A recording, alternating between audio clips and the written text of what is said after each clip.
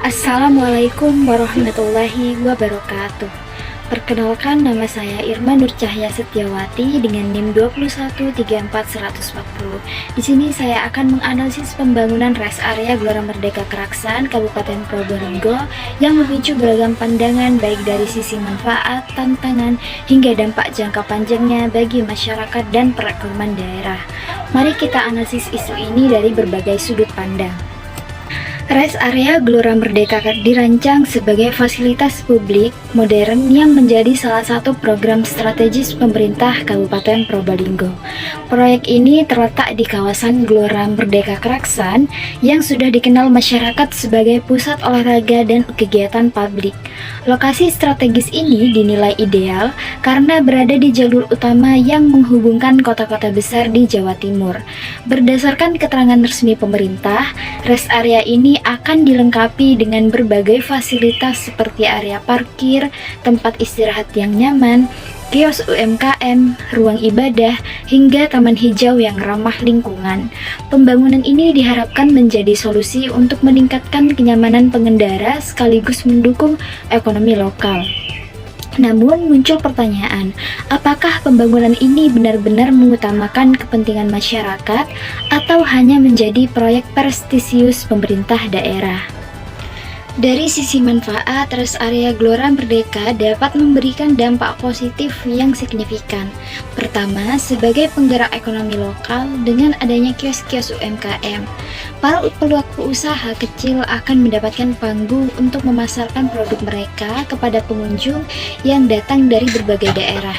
Ini menjadi peluang besar terutama bagi masyarakat sekitar Kraxan. Kedua, rest area ini dapat menjadi destinasi pemberhentian yang menarik bagi wisatawan. Probolinggo dikenal dengan destinasi seperti Gunung Bromo dan Pantai Bentar. Dengan adanya rest area yang representatif, wisatawan dapat menikmati kuliner khas dan membeli produk lokal, sehingga memperpanjang waktu untuk mereka berada di daerah ini. Ketiga, keberadaan fasilitas publik seperti taman hijau dan ruang ibadah juga berkontribusi pada peningkatan kualitas hidup masyarakat. Namun, kita juga harus mempertimbangkan tantangan yang dihadapi dalam merealisasikan manfaat ini.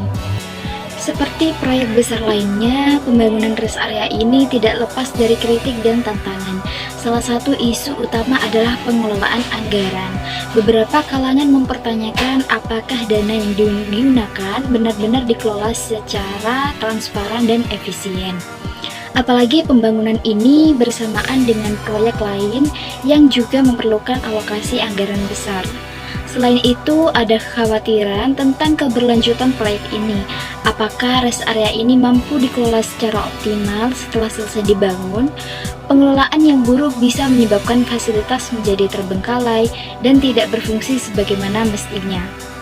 Dari sisi masyarakat, muncul pula suara sumbang terkait dampak pembangunan terhadap area Gelora Merdeka. Beberapa pihak khawatir fasilitas olahraga yang selama ini digunakan oleh masyarakat akan berkurang atau terganggu akibat proyek ini.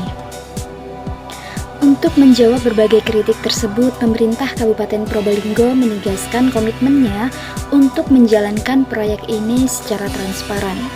Kepala Dinas PUPR menyatakan bahwa pembangunan rest area Gelora Merdeka Kraxan akan melibatkan masyarakat dan memastikan fasilitas olahraga tetap tersedia.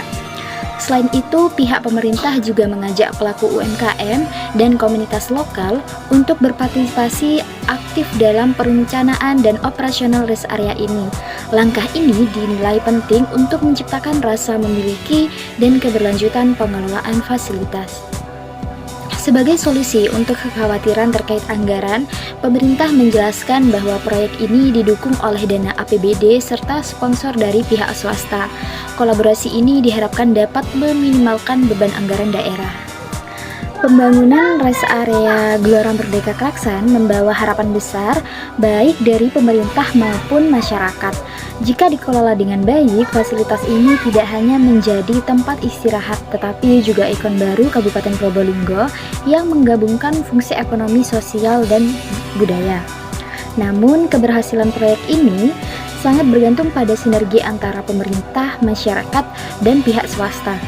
Transparansi, partisipasi aktif, dan pengelolaan berkelanjutan adalah kunci untuk memastikan bahwa rest area ini benar-benar memberikan manfaat yang diharapkan. Demikian analisis kita hari ini tentang pembangunan rest area Gelora Merdeka Keraksan. Proyek ini menyimpan potensi besar, tetapi juga tantangan yang harus diatasi bersama. Wassalamualaikum warahmatullahi wabarakatuh.